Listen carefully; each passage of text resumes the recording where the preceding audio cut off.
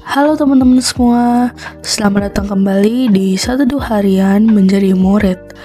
Nah, kalau kita kemarin bahas ulangan 11 ayat 1-7, hari ini kita akan lanjutin ke ayat 8-32 nih teman-teman.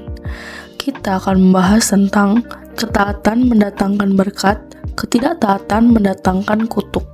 Nah, seperti biasa, aku akan bacain dulu bacaan firman Tuhan kita untuk hari ini ya teman-teman. Ulangan 11 ayat 8-32. Ketaatan mendatangkan berkat, ketidaktaatan mendatangkan kutuk. Jadi, kamu harus berpegang pada seluruh perintah yang kusampaikan kepadamu pada hari ini, supaya kamu kuat untuk memasuki serta menduduki negeri kemana kamu pergi mendudukinya. Dan supaya lanjut umurmu di tanah yang dijanjikan Tuhan dengan sumpah kepada nenek moyangmu untuk memberikannya kepada mereka dan kepada keturunan mereka suatu negeri yang berlimpah-limpah susu dan madunya. Sebab negeri kemana engkau masuk untuk mendudukinya bukanlah negeri seperti tanah Mesir, dari mana kamu keluar, yang setelah ditabur dengan benih harus kau airi dengan jerih payah seakan-akan kebun sayur. Tetapi negeri kemana kamu pergi untuk mendudukinya ialah negeri yang bergunung-gunung dan berlembah-lembah, yang mendapat air sebanyak hujan yang turun dari langit. Suatu negeri yang dipelihara oleh Tuhan Allahmu. Mata Tuhan Allahmu tetap mengawasinya dari awal sampai akhir tahun. Jika kamu dengan sungguh-sungguh mendengarkan perintah yang kusampaikan kepadamu pada hari ini, sehingga kamu mengasihi Tuhan Allahmu dan beribadah kepadanya dengan segenap hatimu dan dengan segenap jiwamu, maka Ia akan memberikan hujan untuk tanahmu pada masanya, hujan awal dan hujan akhir, sehingga engkau dapat mengumpulkan gandummu, anggurmu, dan minyakmu. Dan Dia akan memberi rumput di padangmu untuk hewanmu, sehingga engkau dapat makan dan menjadi kenyang. Hati-hatilah supaya jangan hatimu terbujuk, sehingga kamu menyimpang dengan beribadah kepada Allah lain dan sujud menyembah kepadanya.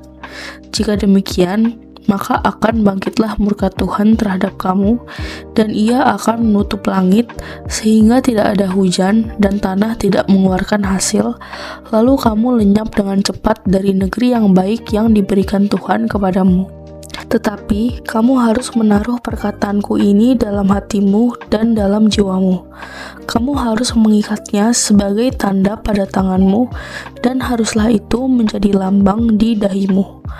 Kamu harus mengajarkannya kepada anak-anakmu dengan membicarakannya, apabila engkau duduk di rumahmu, dan apabila engkau sedang dalam perjalanan, apabila engkau berbaring, dan apabila engkau bangun.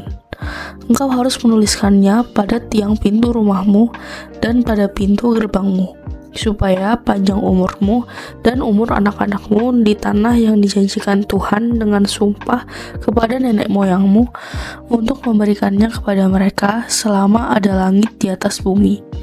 Sebab jika kamu sungguh-sungguh berpegang pada perintah yang kusampaikan kepadamu untuk dilakukan dengan mengasihi Tuhan Allahmu, dengan hidup menurut segala jalan yang ditunjukkannya, dan dengan berpaut padanya, maka Tuhan akan menghalau segala bangsa ini dari hadapanmu, sehingga kamu menduduki daerah bangsa-bangsa yang lebih besar dan lebih kuat daripadamu.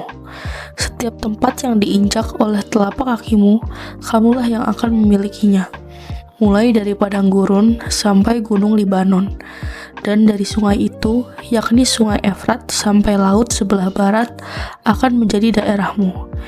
Tidak ada yang akan dapat bertahan menghadapi kamu. Tuhan Allahmu akan membuat seluruh negeri yang kau injak itu menjadi gemetar dan takut kepadamu, seperti yang dijanjikan Tuhan kepadamu. Lihatlah, aku memperhadapkan kepadamu pada hari ini berkat dan kutuk. Berkat apabila kamu mendengarkan perintah Tuhan Allahmu yang kusampaikan kepadamu pada hari ini, dan kutuk jika kamu tidak mendengarkan perintah Tuhan Allahmu dan menyimpang dari jalan yang kuperintahkan kepadamu pada hari ini dengan mengikuti Allah lain yang tidak kamu kenal. Jadi, Apabila Tuhan Allahmu telah membawa engkau ke negeri yang engkau masuki untuk mendudukinya, maka haruslah engkau mengucapkan berkat di atas gunung Gerizim dan kutuk di atas gunung Ebal. Bukankah keduanya terletak di sebelah barat sungai Yordan, di belakang jalan raya sebelah matahari terbenam, di negeri orang Kanaan yang diam di Araba Yordan, di tentangan Gilgal dekat pohon-pohon terbantin di More? Sebab kamu ini sebentar lagi hendak menyeberangi sungai Yordan untuk memasuki dan menduduki negeri yang diberikan kepadamu oleh Tuhan Allahmu. Dan bila kamu akan menduduki dan mendiaminya, maka haruslah kamu melakukan dengan setia segala ketetapan dan peraturan yang kupaparkan kepadamu pada hari ini. Ya, jadi demikian teman-teman bacaan firman Tuhan kita untuk hari ini.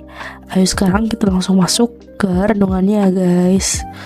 Nah guys, bangsa Israel sedang berada di ambang tanah perjanjian. 40 tahun perjalanan di padang gurun hampir berakhir. Di depan mereka terbentang negeri yang dijanjikan Tuhan kepada Abraham, Ishak dan Yakub.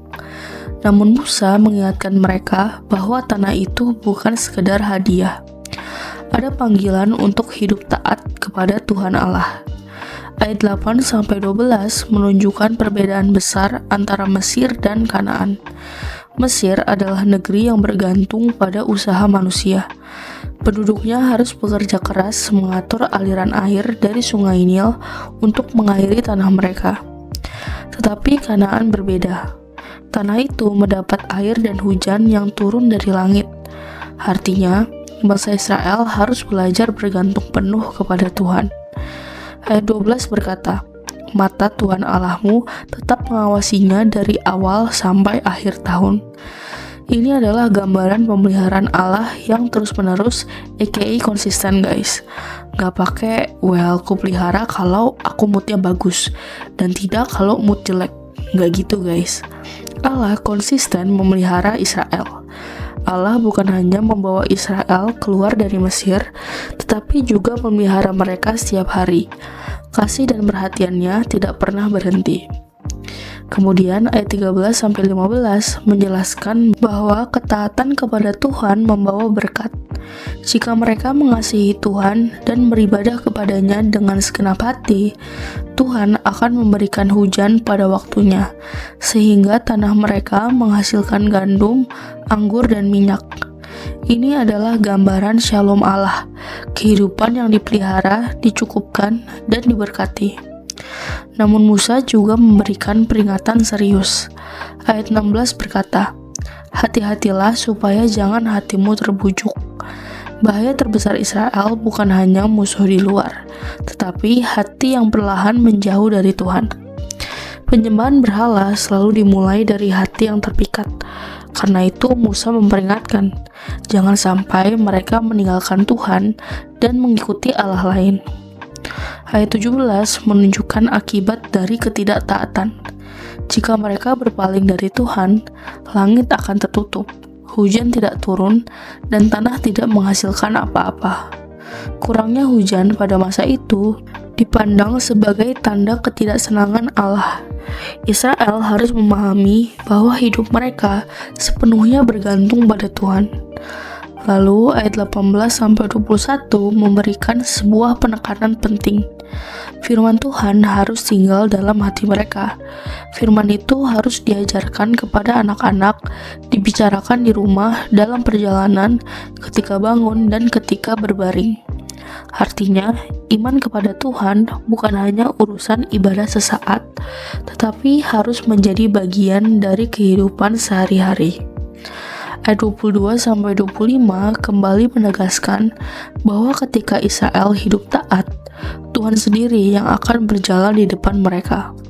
Bangsa-bangsa yang lebih besar dan lebih kuat akan dihalau oleh Tuhan.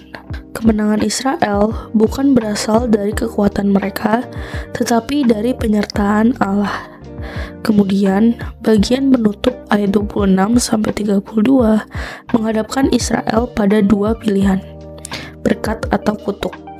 Berkat diberikan kepada mereka yang mendengarkan dan menaati Tuhan. Sebaliknya, kutuk datang kepada mereka yang memilih menyimpang dari jalan Tuhan. Gunung Gerizim dan Gunung Ebal menjadi simbol dua arah kehidupan. Ketaatan membawa kehidupan, sedangkan ketidaktaatan membawa kehancuran. Ketika membaca bagian ini dalam terang perjanjian baru, kita melihat bahwa seluruh perjalanan Israel menuju kepada Kristus. Yesus adalah pribadi yang taat sempurna kepada Bapa. Melalui salibnya, kita menerima keselamatan dan dipanggil hidup dalam ketaatan kepada Tuhan.